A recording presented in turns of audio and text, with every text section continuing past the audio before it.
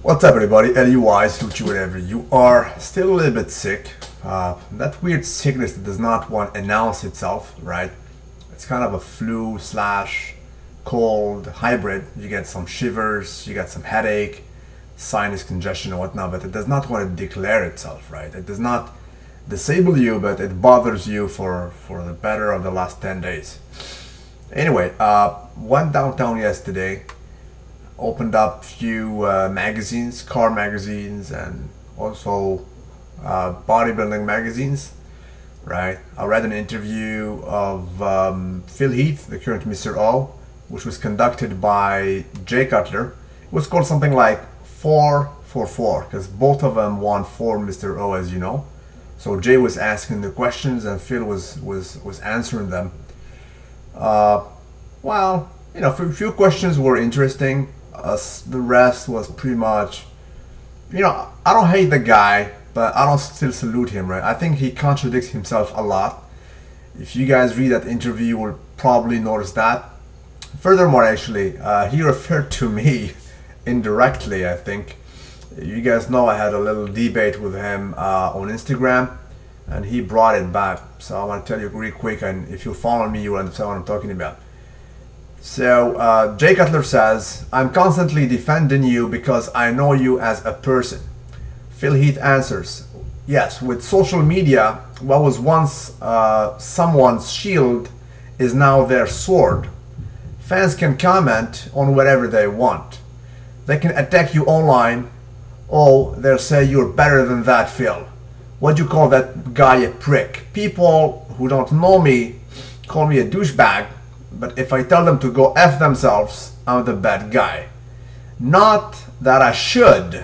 So notice that. Not that I should, because there are kids who are reading online and potential sponsors who might want to align themselves with my brand. So he recognized right now that it is not okay, it's not called for to insult your fans on Instagram, let alone young teenage kids. He's calling them youngin and go back to school, go back to study and this and that. Anyway, a lot of other contradictions as far as I understood. He said his best shape was probably 2011. He doesn't know if he can ever better that. But at the same time, few lines under, he would say, "I think I did not even reach my top speed. I think the best is still to come." I don't agree. One other thing, contradiction, he said when he joined bodybuilding, he was admiring Dexter Jackson because he found that basically he can replicate his line, you know, the bellies and whatever. But a few lines later, you will see him admiring Ronnie Coleman 2003 shape, which was by all measures the biggest Ronnie Coleman ever, thus the biggest Mr. Olympia ever, if not the biggest and most impressive bodybuilder ever, period, right? So that's that. He thinks he's gonna win 9 Mr. Olympia. You know, it wouldn't surprise me if he will win several other Mr. Olympias, because the fact of the matter is, truth needs to be told. I mean, the competition versus him these days are not that steep. It's just not that steep. But the only dude who can take him out realistically is Kai Green, and Kai Green is playing in a sense. Kai Green, I mean, he knows that his best shape was 2012 when he came in smaller, sharper. The last 2 years though, as you guys know, he tried to come in bigger. He was close. I still called it very close last year, but I still do not think it's the better shape. The other two guys, Sean Rodden and what's his name, Dennis Wolf, these guys, I don't think they have what it takes to knock the champion out. Sean Rodden will be 40 years this year. You know, he's my friend on Facebook and all. I salute him. It's very good, but I don't think he still has what it takes, the details in the back, the thickness in the back, to basically knock him out. Aside from that, he's very good. He can be number 2 for sure. When it comes to Dennis Wolf, technically, genetically, not feasible for him to beat, you know, the top guy. He has no calves. His back will always be shallow. That's a genetic feature. You know, his lats are low, are high actually. He does not have the bicep peak, the tricep sweep, and so on. So those are genetics, right? He came in the sharpest last year, and he placed like 4th, if I'm not mistaken. Yeah, aside from that, who else? Branch Warren last year's condition was his best ever. He surprised me, man. I mean, I was definitely surprised by him. Give him tremendous amount of prop, but then again, what more can he do? I mean, you know, that's the top of his genetic potential. I mean, the dude is the hardest, the most gravity dude, but that's that. I mean, he would never have those crazy bellies genetically. He just does not have that package, right? But anyway, I digress. So that was the venture I had while opening that that magazine. And to be honest with you guys, I don't have the same excitement in a sense reading these kind of magazine. It gets old. It just gets old after a while. It did not change a bit since I was a kiddo, since like 20 years ago. The only thing that changed is that right now we have more ads, more promotions, more business going on, flourishing, and all kinds of new product. Back in the day when I was a kiddo, there was no such a thing as a pre-workout. I mean, go ahead and read a magazine of Dorian Yates' era. There was not a single company producing pre-workouts.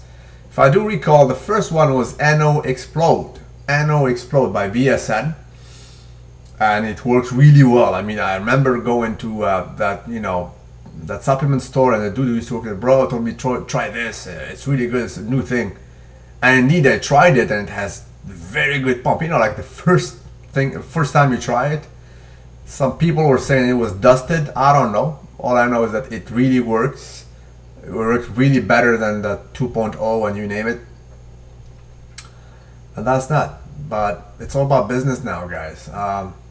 Aside from that, I spoke to a very known person in bodybuilding circles. I mean, a top guy of old, right? I'm not gonna mention his name out of privacy and out of respect, but he predicted actually that there will be like a major wave of health issues and deaths also in the next few years, not in the pro ranks, but mostly in the general population, right? He is absolutely mesmerized by the sheer number of kids basically jumping on everything. Dude is a freaking gym rat in a suburb, never competed, probably never will. Next thing you know, he's on all kinds of peptides, T3, GH, Slin, and so on. I mean, wow. I mean, that is literally frightening. And let alone, these products are not even pharma grade. I mean, they're UG, daily, man, underground. You know, freaking fabricated in freaking hot tub for all I know. And they're not the same. You know, I have friends actually who basically take the thing, and for monetary reason, because you know, if you go on pharma grade, it costs a lot.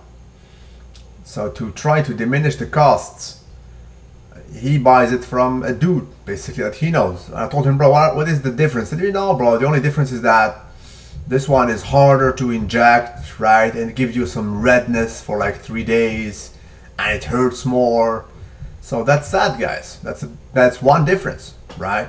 If not, I mean, if it's not sanitized properly, I'll let you be my guest. You can have a heart infection, any kind of type of infection. So there you have it. Or you don't know what you're taking. You don't know what you're taking. You know, I know that dude basically, he basically gave his girlfriend orals, thinking that it was either VAR or Primo, because those are the two things that usually females take to not be virilized that much, because those are the less androgenic juice, right? Next thing you know, he gave her something else. Right now her voice is like, hey, what's up? It's luimarco, salute you, whatever. It's like, manly, bro, forget it. And it's for life. For life, you cannot fix that. If the voice mutates, I mean, it becomes manly all day and daily, bro, for life. But anyhow, that dude, he also almost said, bro, I regret having all the trophies I had back in the 90s, because I feel bad. I feel like I'm like a role model for a whole generation and these guys are trying to basically follow my footsteps, and they're kidding themselves. So he is predicting a huge wave of health issues all over the world, right? Because he told me, bro, back in the 90s, even though bodybuilding was so-called, they call it the 90s era, but back then it was still like underground. There was no this social media exposure. There was no freaking Instagram, no Facebook, no YouTube, no freaking Tumblr and Twitter. Next thing you know, right now, it's worldwide phenomenon. I mean, people try to emulate us, and they do whatever they think it's okay to do, man. And it's a larger scale. It's a larger scale. Most of it is UG and done by Euros, and they don't care about the health risk. So he's predicting a huge male decline population, because most of them are men, as you guys know, and they take whatever. So he is predicting, he told me, bro, during the next decade there will be an epidemic, basically health issues for men, you know, dying or freaking whatever, getting heart issues, kidney issues, any type of whatever, right? And I do agree with him. It's just frightening right now, frightening, because of this Instagram. I mean, I got like a dude yesterday on my Instagram, luimarco, what the hell, like, I don't salute you, I'm only 18 and I'm bigger than you. Next thing you know, I checked his Instagram, and for sure he's bigger than me, man. He's 18, is like less than half my age, man. But I told him, bro, what are you taking? Oh, I'm natty. You're natty, bro. Come on, bro. Even the pimples you have, you know, the freaking acne you have is not natty. What about you, man? So these guys are pretty much taking everything. Dude is like, I don't know, like 5'4". He's like a freaking, with all due respect, he did not even probably grow the proper way. Next thing you know, he was pinning, man. He was pinning. And after that, he confessed that he is on it since he was 15. So 3 years of juice. And for all I know, I asked him a question about PCT, things like that. He doesn't care, man. Probably he was on it for good since he was 15, right? So he became a ball of muscle.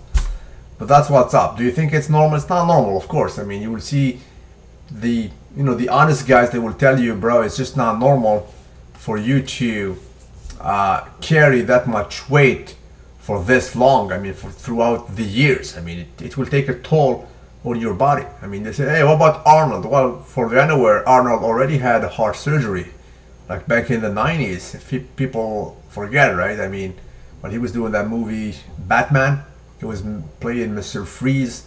Right before that movie, he had a heart surgery. But this is what's up, guys. So it was a spontaneous video. Tell me what you guys think about it. You guys are in the mud, as I am. You're going to the gym.